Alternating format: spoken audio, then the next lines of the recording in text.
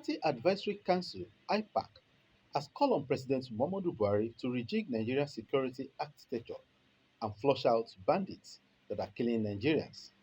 Addressing pressmen in Abuja, chairman of the IPAC, Dr. Leonard Nzenwa, says the group is disturbed by the level of unemployment in the country, asks government to revive factories, and many more. IPAC is a major stakeholder in the nation's democratic process and will always intervene to save our hard-earned democracy after decades of military rule that disrupted constitutional governance. We seem to have lost the Nigeria we used to know. Everything has gone to the dogs. Everybody seems to have taken their own path. Herdsmen are killing farmers. Kidnappers are invading our homes. Our schools are no more safe for learning. Bandits are terrorizing every one of us, and terrorists with all sorts of names are raiding our villages. We no longer sleep with our eyes closed. The level of killings that have been perpetrated by criminal elements in this country in so short a period as this is much. Sadly, Nigeria is ranked the third most unsafe place to live on earth. How do we get to this horrible point?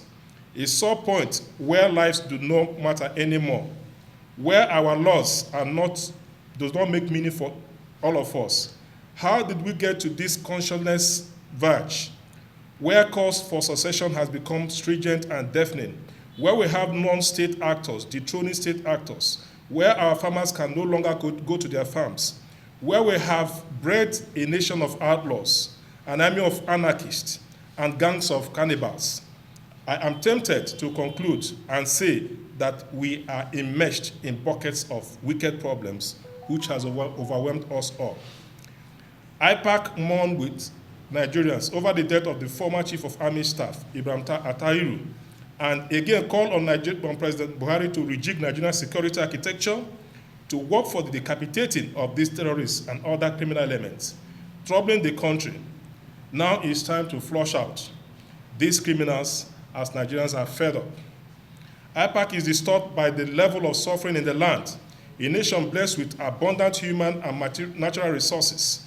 The economy is sluggish, risk sector is epileptic, and ultra-high unemployment. Key economic indicators are slow, and businesses are stifled. This is a time bomb that needs to be addressed urgently. The factories have to be resuscitated to absorb millions of jobless and hopeless youths that are resorting to crime. Corruption in the various social safety net programs must be checked to make it to work. We ask the government to redesign the social safety net program and direct it to the vulnerable. Corruption in high places must be fought vigorously. Any economic policy that do not put food on the people's table makes no meaning to them. Poverty rate in the land must be reversed to dignify Nigerians.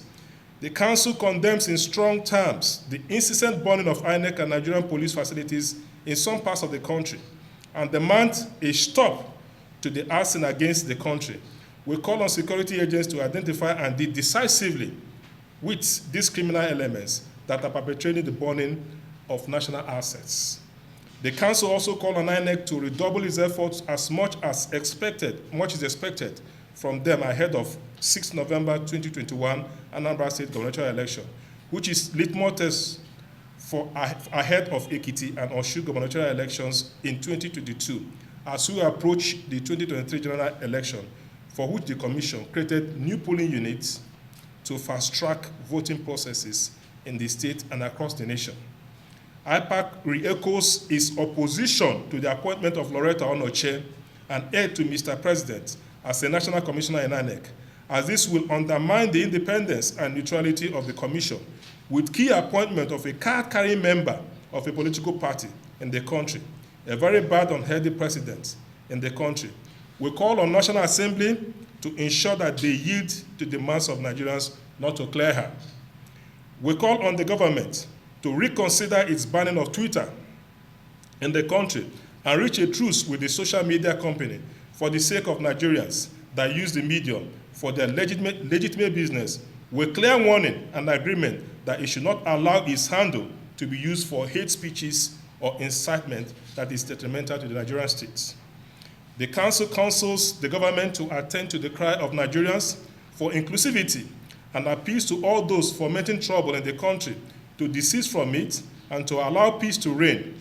We assure these troublemakers, bandits, terrorists, kidnappers, known or unknown gunmen, and criminal elements are human beings like every one of us who have mothers, sisters, brothers, children, and fathers, and speak to their conscience to know that how would they feel if what they are inflicting on other people are visited on them or their own people.